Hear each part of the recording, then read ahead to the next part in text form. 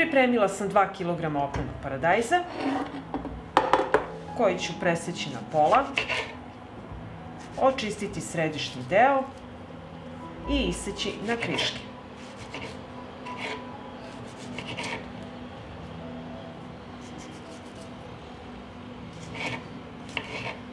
I tako ću iseći sav paradajz.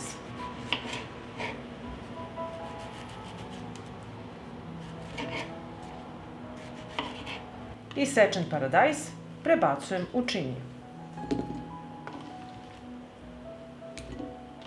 Jednu veću glavicu luka iseći ću na rebarce.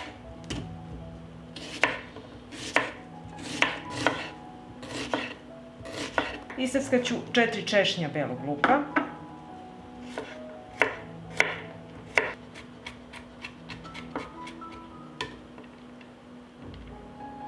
Iseckat ću i jednu vezu svežeg peršuna.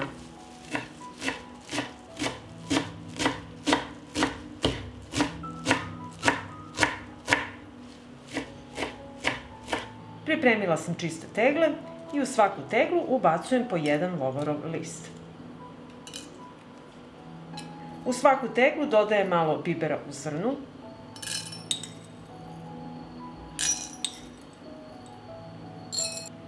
U svaku teglu dodajem pomalo luka,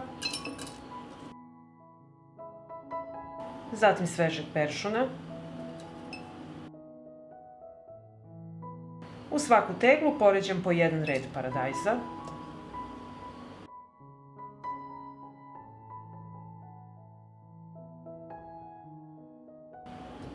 U svaku teglu dodajem pomalo belog luka. U svaku teglu dodajem luk.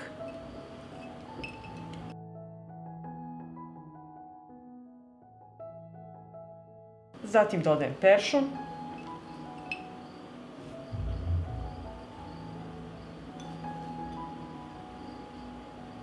Dodat ću pola kašičice soli.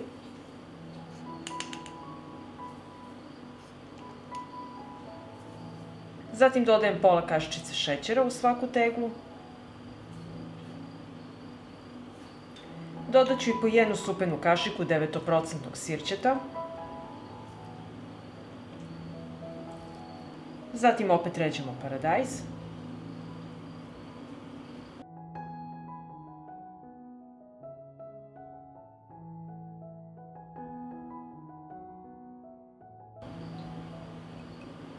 Dodajemo luk.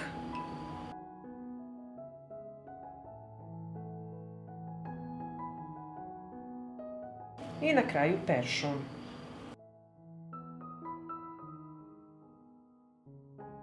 U tegle sipam hladnu vodu.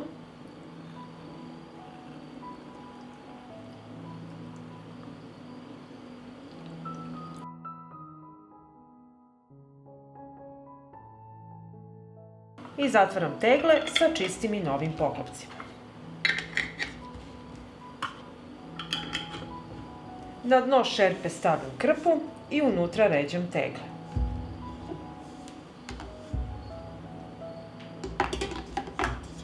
I u šerpu sipam hladnu vodu do visine poklopca.